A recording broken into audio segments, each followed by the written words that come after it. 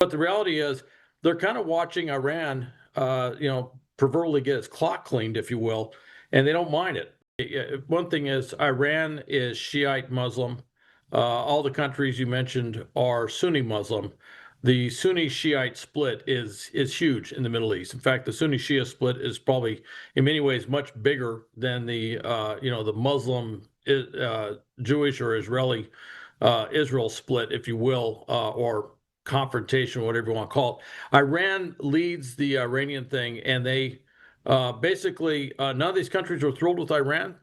They can't say it publicly, but they're actually kind of happy to see what's happening there. They're actually kind of they won't come out and say that. It would really irritate their domestic base, if you will, or the people within those countries.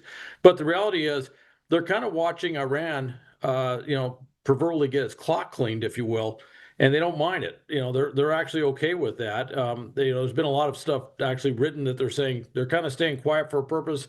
The other thing too is they don't want to come out and publicly say it, because if they say that, then they could become a target. And we saw what just happened with Qatar, even though that was kind of a performative non-event, so to speak. But all those countries are nervous. UAE, Kuwait, Bahrain, of course, Qatar, Iraq, Syria. There's even U.S. forces in Saudi Arabia right now.